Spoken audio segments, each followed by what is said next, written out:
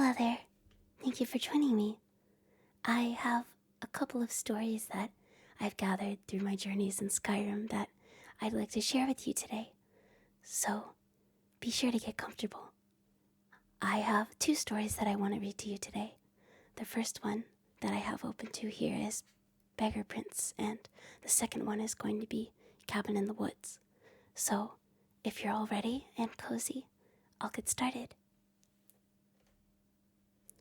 We look down upon the beggars of the Empire. Those lost souls are the poor and wretched of the land. Every city has its beggars. Most are so poor they have only the clothes on their backs. They eat the scraps that the rest of us throw out. We toss them a coin or so that we don't have to think too long about their plight. Imagine my surprise when I heard the tale of the beggar prince. I could not imagine what a prince of beggars would be. Here's the tale that I heard. It takes place in the first age, when gods walked like men and Daedra stalked the wilderness with impunity. It is a time before they were all confined to oblivion. There was once a man named Weedle, or maybe it was a woman. The story goes to great lengths to avoid declaring Weedle's gender. Weedle was the 13th child of a king in Valenwood. As such, Weedle was in no position to take the throne or even inherit much property or wealth. Weedle had left the palace to find independent fortune and glory. After many days of endless forest roads and tiny villages, Weedle came upon 3 men surrounding a beggar. The beggar was swaddled in rags from head to toe. No portion of the vagabond's body was visible. The men were intent on slaying the beggar. When a cry of rage and indignation, Weedle charged the men with swords drawn. Being simple townsfolk, armed only with pitchforks and scythes, they immediately fled. From the armored figure with the shining sword, "Many thanks for saving me," wheezed the beggar from beneath the heap of foul rags. Weedle could barely stand the stench. "What is your name, wretch?" Weedle asked. "I am Nemira." Unlike the townsfolk, Weedle was well learned. That name meant nothing to them, but to Weedle it was an opportunity. "You are the Daedric Lord," Weedle explained. "Why did you allow those men to harass you? You could have slain them all with a whisper." "I am pleased you recognize me," Nemira rasped. "I am frequently reviled by townsfolk. It pleases me to be recognized for my attribute, if not for my name." Weedle knew what Nemira was, the Daedric Lord of all things gross and repulsive. Diseases such as leprosy and gangrene were her domain. Where others might have seen danger, Weedle saw opportunity. "Oh, great Nemira, let me apprentice myself to you. I ask only that you grant me powers to make my fortune and forge a name for myself that will live through the ages." "Nay, I make my way alone in the world. I have no need for an apprentice." Nemira shambled off down the road. Weedle would not be put off. With a bound, Weedle was at Nemira's heel, pressing the case for an apprenticeship. For 33 days and nights, Weedle kept up the debate. Nemira said nothing, but Weedle's voice was ceaseless. Finally, on the 33rd day, Weedle was too hoarse to talk. Nemira looked back on the suddenly silent figure. Weedle knelt in the mud at her feet, open hands raised in supplication. "It would seem you have completed your apprenticeship with me after all," Nemira declared. "I shall grant your request." Weedle was overjoyed. "I grant you the power of disease. You may choose to be affected with any disease you choose, changing them at will so long as it has visible symptoms. However, you must always bear at least one. I grant you the power of pity. You must evoke pity in anyone that sees you. Finally, I grant you the power of disregard. You may cause others to disregard your presence." Weedle was aghast. There were no boons from which fortune could be made. They were curses, each awful in its own right, but together they were unthinkable.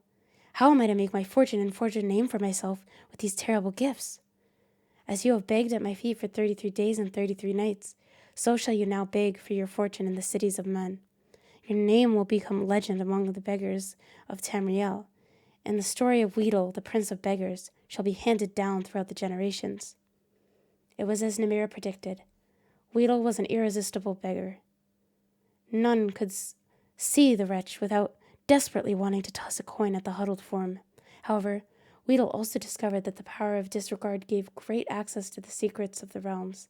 People unknowingly said important things where Weedle could hear them. Weedle grew to know the comings and goings of every citizen in the city. To this day, it is said that if you really want to know something, go ask the beggars. They have eyes and ears throughout the cities. They know all the little secrets of the daily lives of its citizens. That was Beggar Prince, which I think is a very fun and interesting one. So now we'll go and we'll read Cabin in the Woods, another very interesting one in my opinion.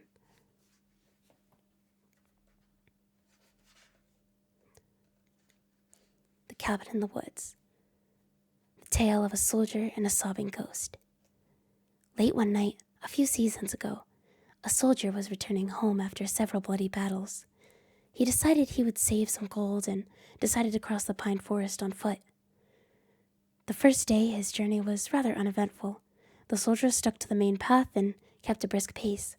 When it started getting dark, he set up his bedroll, built a small fire, and cooked up some rabbit he had caught. A fine day indeed, he thought to himself as he fell asleep. Partway through the evening, the soldier was woken up by soft sobbing in the distance. He grabbed his sword, assuming it to be a bandit trick, but pretending to sleep so he could get the jump on them. After a few minutes, the sobbing started moving away from his camp until he could no longer hear it. For the rest of the night, he slept with one eye open.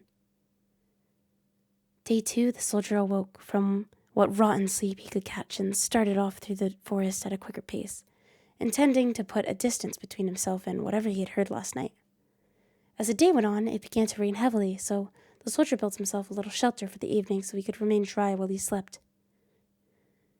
It took a little longer to fall asleep with thoughts of the previous night fresh in his mind, but eventually he slept. This time, he awoke to sobbing that sounded like it was right outside his shelter. The soldier grabbed his sword and crawled out of the shelter. In front of the fire, he saw the back of a ghostly woman sobbing into her hands. The soldier mustered his courage and asked her what was wrong. No answer. He began to slowly approach her, but before he could reach her, she turned and screamed at him. The ghostly woman raised an axe and began to run at the soldier, disappearing before she made contact. The soldier took off in the night with just his sword in his hand. He ran until the first light of dawn, where he started to down the road again, as fast as he could move. The third day was bright and sunny, but the soldier, rattled and sleepless, didn't even notice. He moved as fast as he could, trying to get through the forest before nightfall. As darkness began to fall, he saw a cabin just off the road and thought himself it would be a good place to hunker down for the night. After arriving at the cabin, he spent some time blocking off the doors and windows. Nothing would get in. Despite his preparations, he could not sleep. He sat in what used to be the cabin's bedroom, staring at the barricaded door, shaking. Eventually, he could keep his eyes open no longer and fell asleep. This time, he awoke to laughing on the other side of the barricaded door. It sounded like the woman from before, but he refused to believe it was her. The soldier burst through the barricade door into the main room to find the ghostly woman from the night before staring at the ground, laughing hysterically with an axe in her hand.